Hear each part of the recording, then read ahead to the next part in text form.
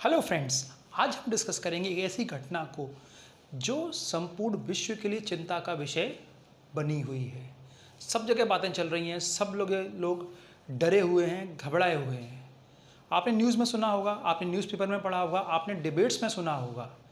Climate change हो रहा है, जलवायु परिवर्तन हो रहा है, वैश्विक तापन हो रहा है, ग्लोबल वार्मिंग हो रहा है। आखिर ये सब है क्या? आप सुनते होंगे ग्रीन हाउस इफेक्ट हो रहा है, ग्रीन हाउस गैसेस का एमिशन बढ़ रहा है। क्या है ये ग्रीन हाउस गैसेस? ठीक है, तो इस फिनोमेना को हम समझेंगे। देखिए, ऐसे देश, ऐसे क्षेत्र जहां पे क्या है, सनलाइट बहुत ही कम होती है, तो वहां पे क्या करते हैं कि कांच के घर बना देते हैं। उनको बोलते हैं ग्रीन हाउसेस। ग्रीन हाउसेस मतलब ऐसे हाउस जो क्या है, कांच के या ग्लास के बने हुए हैं।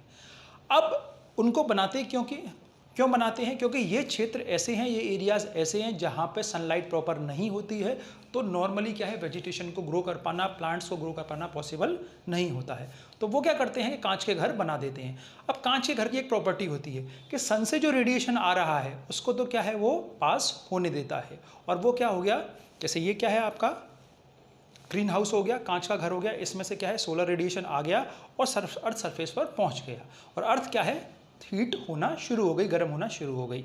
लेकिन जैसे जैसे अर्थ गर्म होती है उसके साथ क्या है, वो ठंडा होना भी शुरू हो जाती है। ठंडे होने का मतलब ये है कि अर्थ से हीट क्या है, वापस एटमॉस्फेयर में क्या है, एमिट होती है।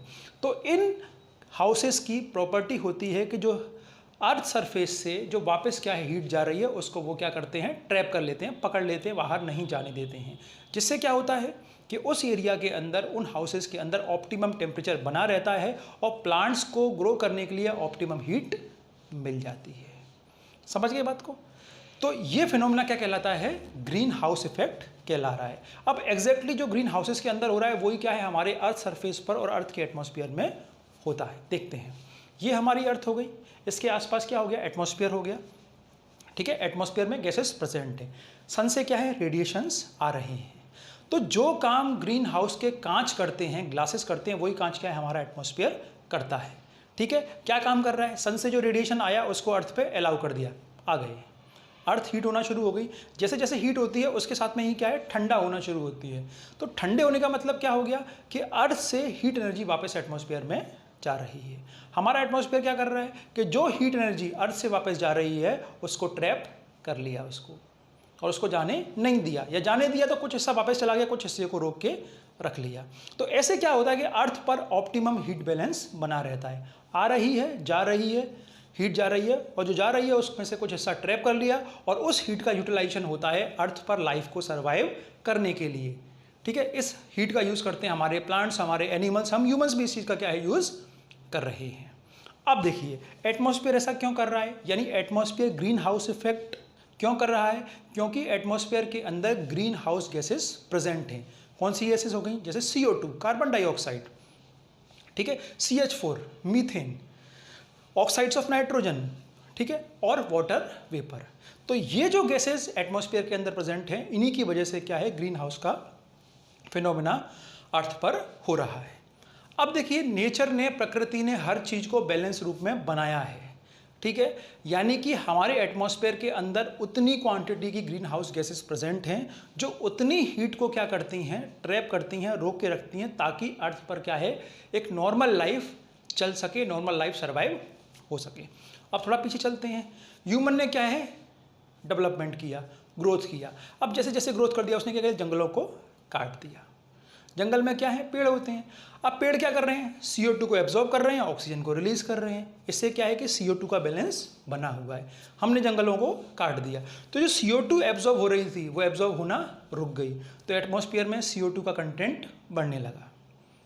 ठीक है, फिर हमने क्या कर दी, इंडस्ट्रीज लगाती, इंडस्ट्री से धुआं निकल रहा है, तो भी क्या है, CO2 का कंटेंट एटमॉस्फेयर में बढ़ने लगा। CO2 का कंटेंट और भी ग्रीन हाउस गैसेस है, जैसे हमारी मीथेन है, ऑक्साइड्स ऑफ नाइट्रोजन है, उनका कंटेंट बढ़ने लगा। इसके साथ हमने क्या किया, इसके साथ हमने गाड़ियां चला दी, ऑटोमोबाइल्स चला दिए। अब जब गाड़ियां चल रही हैं तो उसमें से भी धुआं निकल रहा है, तो उसमें से भी क्या है, ग्रीन हाउस गैसेस का एमिशन हो रहा है। और भी ह्यूमन एक्टिविटीज ऐसी होती हैं जिनसे क्या है, एटमॉस्फेयर के अंदर ग्रीन हाउस गैसेस का एमिशन या परसेंटेज बढ़ जाता है। अब देखिए, नेचर को डिस्टर्ब कर दिया, ग्रीन हाउस गैसेस की क्वांटिटी बढ़ गई।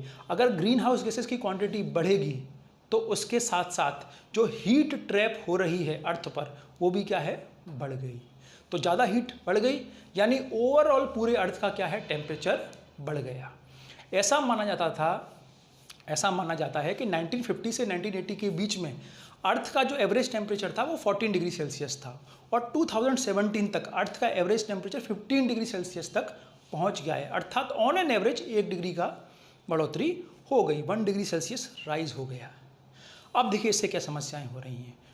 पहले ये देखते हैं कि ये जो पूरी अर्थ का एवरेज टेम्परेचर बढ़ रहा है इसको बोलते हैं ग्लोबल वार्मिंग, वैश्विक तापन। और इसकी वजह से अर्थ पर क्लाइमेट में जो चेंज आता है उस फिनोमेना को बोलते हैं क्लाइमेट चेंज। अब क्लाइमेट चेंज के अंदर हो क्या कह रहा है, देखिए ग्लेशियर्स हैं, अगर टेम्परेचर बढ़ेगा तो बर्फ़ जो है वो पिघलेगी, बर्फ़ पिघलेगी तो पानी आएगा, पानी बह के नदियों में, नदियों से समुद्र में, समुद्र का लेवल बढ़ गया, मीन सी लेवल राइज हो गया।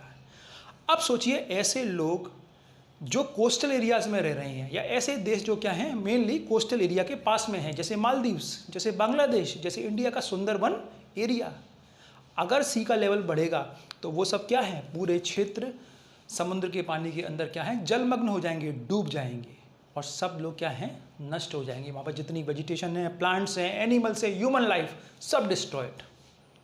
समस्याएं हो गई, ठीक है। इसके साथ में और भी समस्याएं आती हैं, जैसे अगर टेम्परेचर बढ़ गया तो हो सकता है कि सॉइल के अंदर जो मॉइस्चर का कंटेंट है, जो नमी है, वो क्या है, कम हो जाए। और अगर सॉइल के अंदर नमी कम हो जाएगी तो प्लांट्स क्या है वहाँ पे ग्रो करना कम हो जाएंगे या उनको दिक्कत आने लगेगी। तो इससे क्या है, वहाँ पे क्रॉप्स भी, फसलें भी हैं, वो ढंग से ग्रो नहीं हो पाएंगी। और कौन सी समस्या आ जाएगी, फूड की इनसिक्योरिटी, ठीक है, खाद्य संकट आ जाएगा। और भी समस्याएं हो रही हैं, इससे ऋतुओं में परिवर्तन आ जाता है, ठीक है, हमारे जो सीजन्स हैं उनमें चेंज हो गया। सपोज दैट ये प्लेस एक्स है, यहाँ पे 6 महीने बारिश होती है, due to rise in temperature global phenomena change हो गया और यहाँ पे बारिश की ड्यूरेशन 6 महीने से घट के 2 महीने रह गया। ये हो रहा है। ऐसा हो रहा है कि जितनी क्वांटिटी की बारिश होती थी उतनी नहीं हो रही है, या उससे ज़्यादा होने लगी या उससे कम होने लगी। अगर ज़्यादा हो गई तो वहाँ पे बाढ़ की समस्या आ जाएगी, सब कुछ नष्ट। कम हो गई तो सूखा पड़ जाएगा, फूड इनसिक्योरिटी आ जाएगी, खाना कहाँ से लेके आएंगे, फसलें होंगी ही नहीं। तो इस प्रकार इस क्लाइमेट चेंज के फिनोमेना की वजह से कई जगह बहुत सारी समस्याएं हो रही हैं। तो ये फिनोमेना है हमारा climate change and global warming, जलवायु परिवर्तन एवं वैश्विक तापन, ठीक है। तो इसको रोकने के लिए पूरे वर्ल्ड के अंदर क्या है, चिंता का विषय बना हुआ है, ठीक है। सम्मेलन हो रहे हैं, संधियां हो रही हैं, चर्चाएं हो रही हैं। और अगर थोड़ा सा पीछे जाएं तो 1992 में रियो पृथ्वी सम्मेलन हुआ था, जिसके अंतर्गत जलवायु परिवर्तन को रोकने के लिए, सतत विकास के लिए और जैव विविधता संरक्षण के लिए बहुत सारी बातें की गई थी। इसी के परिणाम स्वरूप 1997 में क्योटो प्रोटोकॉल आया। क्योटो प्रोटोकॉल क्या है, जापान में एक जगह है और जिसके अंतर्गत ग्रीन हाउस गैसेस के एमिशन को रोकने की बात की गई है। और उसी के क्रम में आगे क्या है, अंतर्राष्ट्रीय स्तर पर बहुत सारे सम्मेलन हो रहे हैं और भारत में भी इसको रोकने के लिए नियम व कानून बनाए गए हैं या बनाए जा रहे हैं। Thank you so much, good bye, take care.